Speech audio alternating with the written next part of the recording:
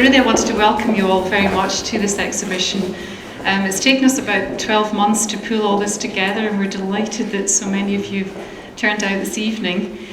For those of you who don't know who I am, I'm Lee Innes. I'm a scientist at Morden Research Institute, and I'm also the communications director there. And part of my job is to try and look at innovative ways to communicate science.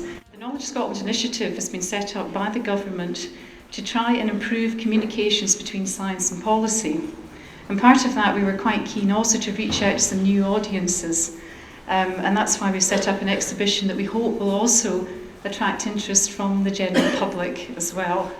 And the reason we were interested in using Enlightenment as a title is we were very keen to try and bring new voices and new inputs into discussions about science. And in the Enlightenment movement back in history, artists, scientists, poets, doctors, merchants, a real group of people would discuss new innovative ideas. And what we wanted was to get a different perspective on that and get new people involved in discussions of science. And we hope this exhibition will provoke a bit of curiosity and a bit of debate and a bit of interest, we hope, in science. And I'd like to thank very much the Scottish Government for funding this exhibition through RERAD.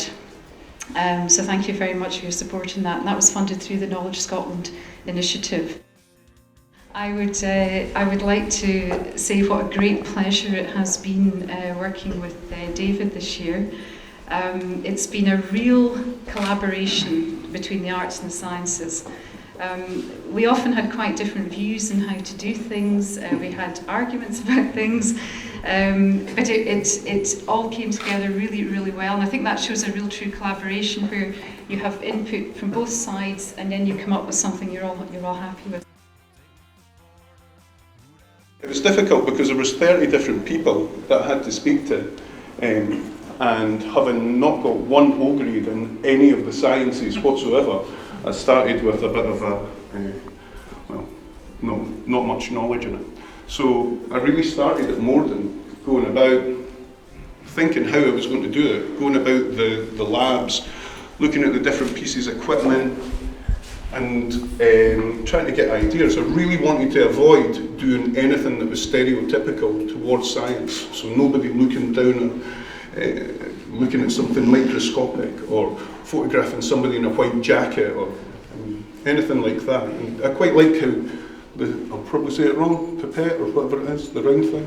I like how that's in the centre. That's where the lack of the O grade in science comes in. But I like how that's in the centre because it sort of spills out to everything else that has absolutely nothing really to do with the science in any way at all. It's more a sort of signifier as to the research that's going on by the different scientists.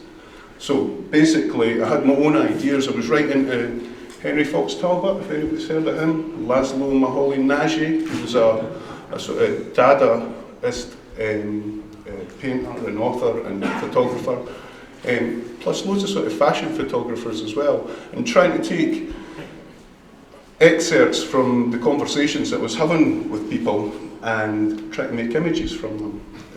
I don't really want to pick one particular image to explain it because it will just show a bit of favouritism, but if you come up and speak to me later on, I'll maybe talk you through a couple of them. But the whole idea it was to take shots that people would go up and give it, steady, what is that? What's that all about? What's that got to do with science? And then look at this bit here and read it and go, right, that's what it is. So it's got to be really, really quite loose. The difficulty was at first trying to get it all to tie together and then realising never in your life is it all going to tie together. You're not going to get any continuity of the images at all. So it was really to do with colours and focus and, I don't know, maybe the layout of them. So that's really it. It's difficult. As I say, I don't really want to pick on one image to explain it because that shows a bit of favouritism. Plus, I think it's more interesting if you go up and look at them yourself, figure it out, and then come up to me and say, I still don't get it.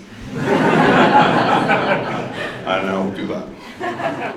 But it's been great working on a project for quite a long period of time. It's great having spoken to a lot of the scientists. Sometimes it was a case of, as I said before, back to the O grades, I'd be sitting there with these really hyper-intelligent, really interesting people.